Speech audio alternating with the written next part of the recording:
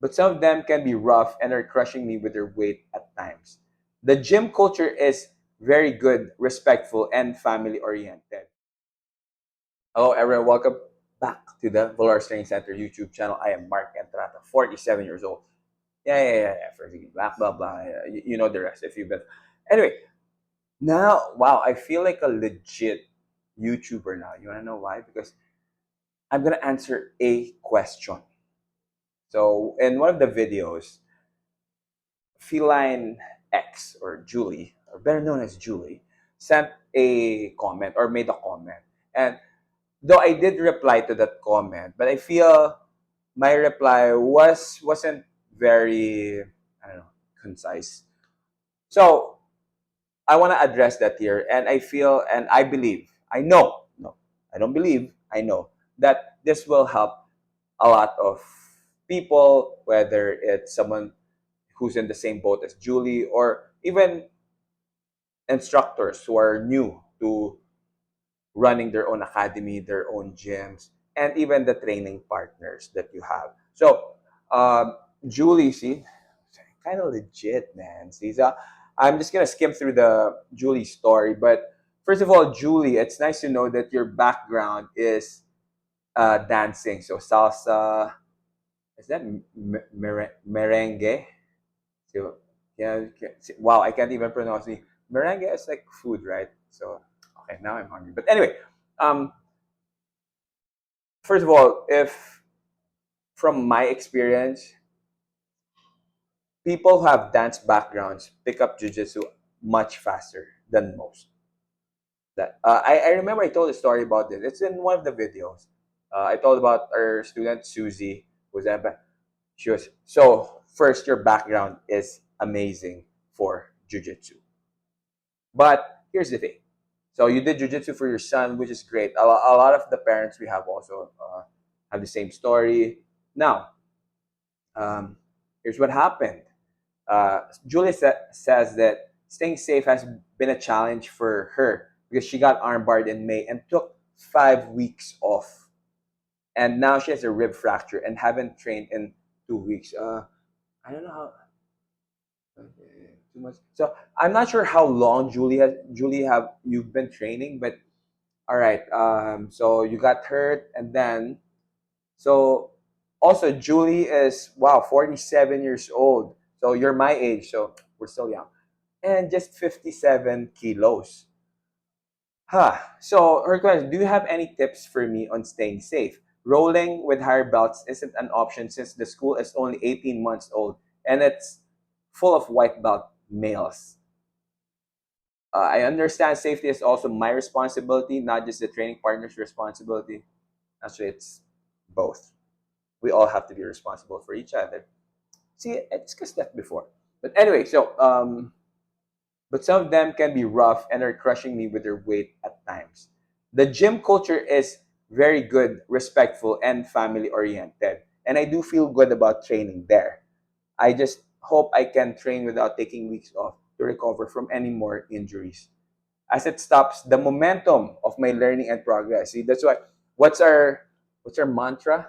Stay safe first, right? Then have fun. Now, first things first. When it comes, so the challenge here is this: the school is only 18 months old, so it's a young school. Now, you didn't mention if I don't know if your instructor is a black belt, how long he's been a black belt, how long he's been teaching, how long he has actually how much experience he has running an academy. Because sure, maybe your gym is 18 months old, but maybe in the past he was I don't know, co-instructor somewhere else, whatever. So I don't know. Because here's the thing: a lot of younger coaches, younger students, yeah, especially if they're so I don't know if he's younger, they're not very, and this is common. What happened to you, sadly, is quite common, and that's also the reason why I made this channel. This channel, in a lot of ways, really isn't also just for beginners, just for hobbyists, just for older people. This is actually, I'm sharing the blueprint I personally did to build what I have. That's why we have students. Man, OG, he started at 53. He's now turning 56. He's one of our blue belts. We have Tony. He started at 55. He's turning 58. My goodness.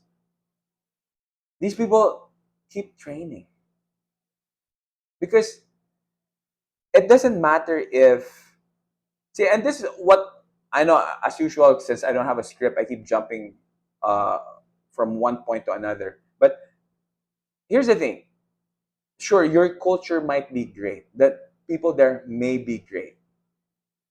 I'm sure there are.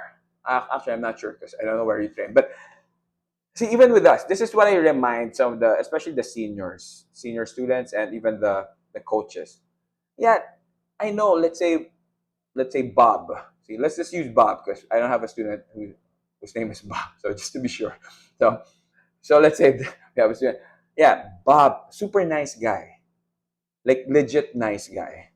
But since he lacks knowledge first in jujitsu, and this is why I also discussed this in an older video. White belts, y'all don't know how to react. So if you don't have the technical skill, technical knowledge, plus you don't have that emotional, you can't control your emotions yet. You can't regulate your emotions yet. Still, any physical boom, touch, confrontation, whether it's a spar, some of them go into fight or flight mode. It's human nature, especially for men. So it doesn't matter how nice he is outside of, but it's that primal instinct of survival, of winning, that they kind of forget. They in the beginning, that's why I don't know, bro. I just see black. When someone fights me, bro, I see black. There's a lot of them are still in that situation, and that's also the reason why we don't allow people sparring right away. And at the most, people, in the beginning, at the most, first 3 months, at the most, you do positional sparring. Someone your own weight class, plus a higher belt, because so they can take care of you, if possible. Especially now, unfortunately, I don't think there are other women in your team, but that's why even for us, we don't even pair women with guys. Not in the beginning. Later on, I have a different protocol for them. Oh my God, you don't allow. Shut up. That Kevin. Oh no, it was not Kevin. But anyway, like but anyway, no, we do allow eventually. The moment the girl, woman, female student feels comfortable, it's always their call. Now, that's the thing. It's hard because your gym has different protocols, and that's why I did this. So to also help other gym owners, other to help retain the students. I know sparring is the most fun part of training, but it's also the most dangerous part. Because I've been there before. Again, I've been doing this for like 24 years. I've been running a team for what, over 15 years. You all didn't think we prioritized fun first before. We did. Of course. That's why we never grew. That's why we still have a lot of friends, a lot of my closest friends. We still have buddies who are part of the bigger community that we built who don't even train anymore. Because and some are it's nice because some eventually came back because I told them, brother, the way we do things now are much different. It's much safer. I cracked the code. It's super simple. And man, going hard, all the retention rate of the students are just gonna go. Sure, they're having, and that's why some people also leave. Like some white belts leave because of with leave the our team because some of them are like, man, this is like super boring. Oh, how come my friend who trains in blah blah blah, his or her first day, she's able to train, she's able to spar, and I'm like, cool, good for your friend. You want to join them? Go ahead. It's hard to be consistent if you're hurt. So sure. And I think one of your, maybe you should get strong. I mean, why not? But that's not the solution. Getting stronger isn't the solution. Why? Because you're still rolling with people bigger and stronger than you. So yeah, getting strong. It's really doesn't matter. Super nice guy. Everyone's super nice. Man, one of my favorite training partners. One of the founders of Valores, Diego. Okay. So we did old school. Yeah, we started training when I was a blue belt. I mean, he started training when I was still blue belt. Yeah. But later on, he stopped. He stopped for years. As a blue belt, he stopped for years. Then 2 years ago, he came back, but he only trains every Saturday. So I hardly get the chance to train with him. But since he still train, and Jago is I think around four. He's 46 now. But every time we roll, and it's just fine with me, man, it's war, war, war. Because that's the culture he was used to doing. But I would kind of remind him, like, Jago, brother, this isn't the old days, man. But it's a good role for me because it. So, but anyway, so but he's one of the nicest people I know. He's helped the team the community so much. He's donated. That's why if you go to our academy, a lot of some of the stuff there were actually donated by Diego, like to help.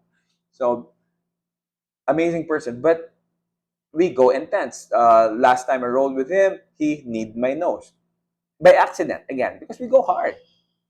But he's one of my favorite guys. I like him because I've known him than some of the people who I don't even know who roll safe with me. So being good people has nothing to do with you being safe in jiu-jitsu.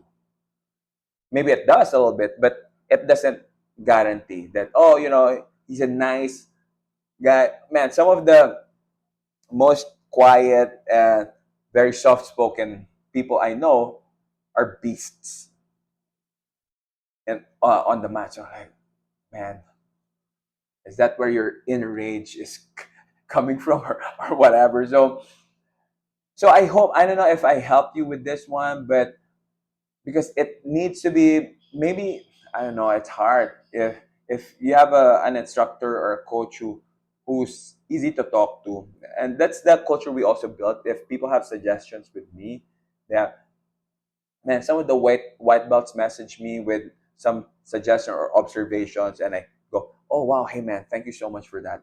I because we all have blind sides, or blind spots. There you go. So right now, especially if your coach is new, there are a lot of blind spots there. We've been here before. So if they can introduce some of the protocols that we do, maybe some of you, maybe you won't keep getting hurt. Maybe your other partners will. Because if that continues, it's just not you who's gonna get hurt. Every small person is gonna get hurt. Maybe even a big guy. So with that being said, man, I hope really first I hope you heal up soon. And if you're also in this situation, if other people are in this situation, yeah, I hope you pick something up.